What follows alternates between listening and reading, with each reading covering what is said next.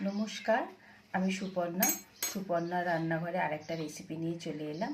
তো আজকে আমি আপনাদেরকে বানিয়ে দেখাবো ঢ্যাঁড়স চিংড়ি।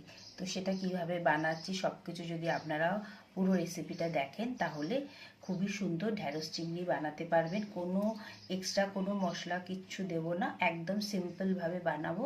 আর যেসব জিনিসগুলো বাড়িতে সব সময় থাকে সেগুলো দিয়েই বানাবো। আপনারা নিশ্চয়ই বাড়িতে নিজেদের মতো করে ঢ্যাঁড়স চিংড়ি বানান, কিন্তু আমি একটা অন্যভাবে বানাই। সেই সিম্পল তরিকাটা আমি আজকে আপনাদেরকে দেখাবো। তো প্লিজ ভিডিওটা স্কিপ করবেন না, পুরো ভিডিওটা দেখবেন। আর আমার চ্যানেলটা যদি পছন্দ হয় তাহলে লাইক, কমেন্ট, সাবস্ক্রাইব করবেন। আর পেজটা ফলো করবেন, তাহলে আমার খুব ভালো লাগবে। আর আমার রান্নাগুলো কেমন লাগলো সেগুলো প্লিজ কমেন্ট করে আমাকে জানাবেন, যে আমি যেগুলো আপনাদেরকে দেখাই সেগুলো আপনাদের কেমন লাগে। তো চলুন, এখন ঢ্যাঁড়স চিংড়িতে যেগুলো লাগছে সেগুলো আমি পরপর আপনাদেরকে দেখিয়ে দিচ্ছি। তো এখানে আমি অল্প করে ঢ্যাঁড়স নিয়ে নিয়েছি। একটা আলুকে আমি ছোট ছোট টুকরো করে দিয়েছি। এটা অপশনাল, যদি মনে হয় যে আপনারা দেবেন না তাহলে দিতে না ইচ্ছা করলে দেবেন না, কিন্তু একটু আলু দিলে আর একটু ভালো খেতে লাগে। একটাই পেঁয়াজ নিয়েছি, এটাকে একদম এরকম সরু সরু সরু সরু করে আমি কেটে নিয়েছি। আর এখানে আমি একটা টমেটো আর 4-5টা কাঁচা লঙ্কা নিয়ে নিয়েছি। আর এখানে আমি কিছু চিংড়ি মাছকে ধুয়ে পরিষ্কার করে নিয়েছি। তো চলুন, এখন আমি আপনাদেরকে ঢ্যাঁড়স চিংড়িটা বানিয়ে দেখাচ্ছি। রান্নাটা আমি সর্ষের তেলে করব, তাই জন্য আগে কিছুটা আমি সর্ষের তেল দিয়ে দিচ্ছি। অল্প একটু কালো জিরে দিচ্ছি। এখানে আপনারা 5 ফোড়নও ব্যবহার করতে পারেন। এটা ভালো করে গরম হয়ে গেছে। এখন আমি যে একটা পেঁয়াজ কেটে রেখেছিলাম সেটা আগে দিয়ে দিচ্ছি। রান্নাটা ভীষণই তাড়াতাড়ি হয়, বেশি সময়ও লাগে না। পেঁয়াজটাকে একটু হালকা করে আগে আমি ভেজে নিচ্ছি, তার জন্য কি দিয়ে দিচ্ছি, এর মধ্যে আমি অল্প করে একটুখানি আগে নুন দিয়ে দিচ্ছি, যাতে পেঁয়াজটা তাড়াতাড়ি করে গলে যায়। এর মধ্যে দিয়ে দিলাম। পেঁয়াজটাকে ভালো করে আমি নাড়াচাড়া করতে থাকবো। আপনারা ঢ্যাঁড়স তো অবশ্যই খান, সেটা কি কি দিয়ে খান আমাকে জানাবেন, বা আর কোনো ঢ্যাঁড়সের রেসিপি দেখতে চান কিনা বলবেন। এই সময় তো এখন ঢ্যাঁড়সটা উঠেছে, আর জানেন তো সবজি এইসব পত্র খাওয়া উচিত। তো আর কোন রান্না আপনারা দেখতে পছন্দ করবেন অবশ্যই আমাকে বলবেন। এখন আমি এটার মধ্যে চিংড়ি মাছটা দিয়ে দিচ্ছি। আমি একটু বড় দিয়েছি, আপনারা ছোট দিতেও পারেন, সেরকম কোনো ব্যাপার নয়। চিংড়ি মাছটাকে আমি ধুয়ে নিয়ে ভালো করে পরিষ্কার করে নিয়েছি, নিয়ে এখন এর সাথে ভালো করে ভেজে নেব। কিন্তু পেঁয়াজটা আর চিংড়ি মাছটা বেশ খানিকক্ষণ ভালো করে ভাজা করে নিচ্ছি। আপনারাও এটাকে ভালো করে ভাজা করে নেবেন, কারণ এটা বানাতে তো বেশি সময় লাগে না, তাই জন্য চিংড়ি মাছ যেন কাঁচা না থাকে। আর আমি এটার মধ্যে কিন্তু জল দেব না, জল ছাড়া আমি এই পুরো রান্নাটা করব। খুব টেস্টি হয়, খুব সুন্দর হয়, পুরো ভাতটাও আপনাদের এটা দিয়েও খাওয়া হয়ে যেতে পারে। সেই জন্য চিংড়ি মাছটাকে আমি এখন কিন্তু ভালো করে তেলের মধ্যে আগে ভেজে নেব। এইবার আমি আলুটা দিয়ে দেবো। ঢ্যাঁড়সটা এখন দেবো না, কারণ ঢ্যাঁড়সটা তো দিলেই তাড়াতাড়ি রান্নাটা হয়ে যাবে। তো সেই জন্য ঢ্যাঁড়সটা একটু বাদে দেবো। আগে আমি আলুটা কিছুক্ষণ তেলের মধ্যে এই সব কিছুর সাথে ভেজে নেবো ভালো করে। তো একটুখানি ভাজা ভাজা করে রান্না করলে রান্নাটার টেস্ট খুব ভালো হয়। আপনারা যদি ঝট করে ভেজেই এর মধ্যে হুড়ুর করে জল ঢেলে দেন তাহলে কিন্তু সত্যি বলছি রান্নাগুলো ভালো হবে না খেতে। একটুখানি ভালোভাবে রান্না করলে দেখবেন রান্নার টেস্টও আরও বেড়ে যায়।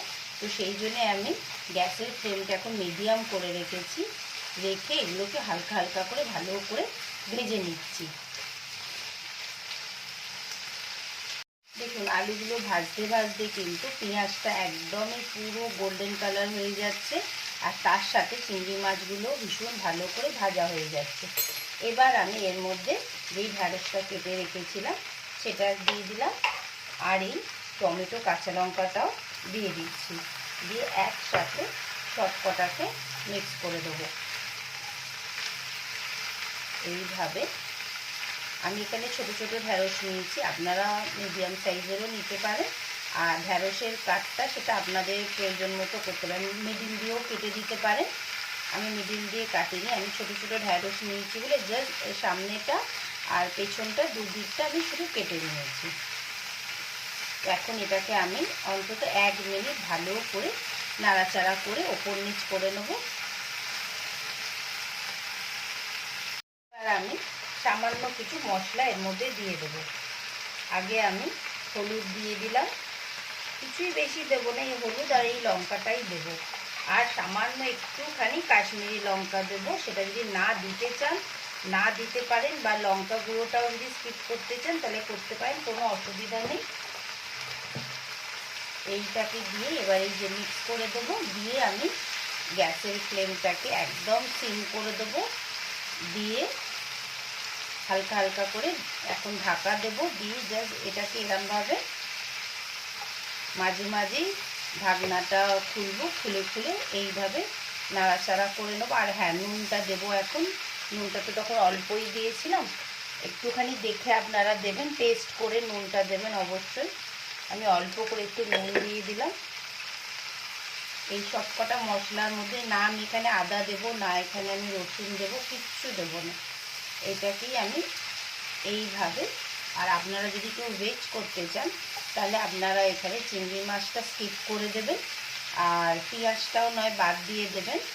যদি পেঁয়াজ না খান আর পেঁয়াজ যদি খান তাহলে শুধু চিংড়ি মাছটাকে বাদ দিয়ে আপনারা এই ঢ্যাঁড়স চচ্চড়িটা শুধুও বানাবেন, তাতেও খুব ভালো লাগে। রুটি পরোটা যেটা দিয়ে ইচ্ছে মনে হবে আপনারা খেতে পারবেন। তো এখন আমি গ্যাসের ফ্লেমটাকে একদম কমিয়ে দিলাম, দিয়ে এটাকে এখন আমি ঢাকা দিয়ে দিচ্ছি। একবার ঢাকাটা সরিয়ে আমরা দেখে নিচ্ছি যে ঢ্যাঁড়সটা যেন নিচে না লেগে যায়। জলে একটু করে আপনারা ছিটেও দিতে পারেন, আর যেহেতু এটা আমার নন স্টিকে সেই জন্য ওরমভাবে তো মানে আটকে যাচ্ছে না। যদি মনে হয় তখন নয় আমি একটুখানি জলের ছিটে দেবো। তো এখন আমি এইভাবে একটুখানি খুলে খুলে 1 মিনিট 2 মিনিট বাদে খুলে খুলে শুধু দেখে নেবো ঢ্যাঁড়সটা আর আলুটা গলেছে কিনা, কারণ এর মধ্যে তার আদা রসুন অন্য কোনো মশলা নেই যে তার গন্ধটা বেরোবে। তো আমি আবার এটাকে এখন ঢাকা দিয়ে রেখে দিচ্ছি। আমরা আরেকবার চেক করে নিচ্ছি। দেখুন একদমই মোটামুটি হয়ে এসেছে। আর দেখবেন ঢ্যাঁড়সের মধ্যে যদি বেশি জল পড়ে যায় বা বেশি ঘাটাঘাটি হয়ে যায় তো ঢ্যাঁড়সটা পুরো ঘেটে একদম বিচ্ছিরি হয়ে যায়। তো দেখুন আমাদের একদম ঢ্যাঁড়সগুলো একদম পারফেক্ট আছে, কেননা যেহেতু আমি বেশি নাড়াচাড়াও করিনি। এখন আমি দেখছি আলুগুলো জাস্ট দেখে নিচ্ছি একবার যে ঠিক মতো গলেছে কিনা। আর 1 মিনিট মতো রাখলে আমাদের এই ঢ্যাঁড়স চিংড়ি একদম রেডি হয়ে যাবে। দেখতে তো খুবই সুন্দর হয়েছে, আপনারা বুঝতে পারছেন। দেখুন কালারটা কেমন আসছে আমি বুঝতে পারছি না, কিন্তু এখানে দেখতে তো খুব সুন্দর হয়েছে। যদি আপনারা চান যে আরেকটু কাশ্মীরি লঙ্কা দেবেন দিতে পারেন, বা এমনি লঙ্কা গুঁড়োটা স্কিপ করে শুধু কাঁচা লঙ্কা দিয়ে বানাতে পারেন, সেটা একদম আপনাদের মর্জি। আমি প্রসেসটা দেখালাম যে জল ছাড়া এরমভাবেই আপনারা একদিন বানাবেন, খুব ভালো লাগবে খেতে। তো আমি আরেকটুখানি রাখবো, তার জন্য আবার আরেকবার ঢাকা দিয়ে দিচ্ছি। এবার একদমই মনে হচ্ছে ঢ্যাঁড়সটা আমাদের হয়ে গেছে। দেখুন একদম ওপর থেকে হালকা হালকা করে তেল বেরিয়ে আসছে। এখনই আমি এবার গ্যাসটা এখন বন্ধ করে দিচ্ছি।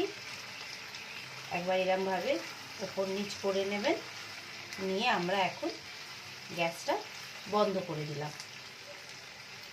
ঢ্যাঁড়স চিংড়িটা পুরো রেডি হয়ে গেল। আমি এরকম একটা ছোট্ট কড়া নিয়ে নিয়েছি, তার মধ্যে পুরো ঢ্যাঁড়স চিংড়িটা আস্তে আস্তে করে আমি ঢেলে দিচ্ছি।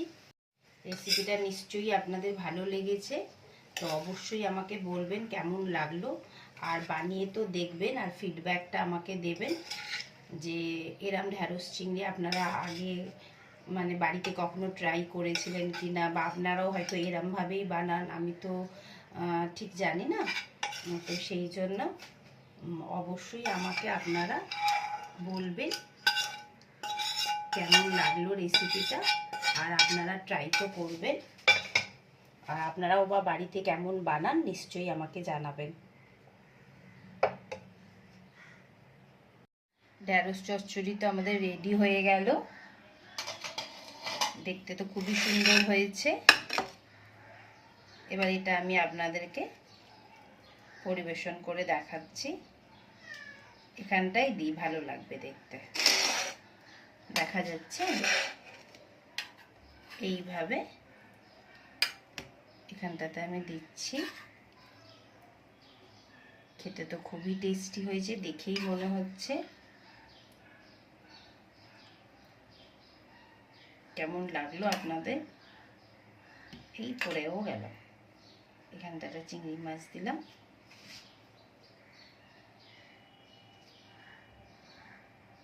অবশ্যই রেসিপিটা ট্রাই করবে। তাহলে আজকে আমার এই যে ঢ্যাঁড়স চচ্চড়ি চিংড়ি মাছ দিয়ে এটা রেডি হয়ে গেল। খেতেও দিয়ে দিয়েছি। আমিও এখন এটা টেস্ট করে দেখবো, আপনাদের অবশ্যই বলবো, আর আপনারাও করবেন। আর আমার চ্যানেলটা প্লিজ লাইক কমেন্ট সাবস্ক্রাইব করবেন, পেজটা ফলো করবেন, আর কমেন্ট করে জানাবেন আমার রেসিপিগুলো আপনাদের কেমন লাগে।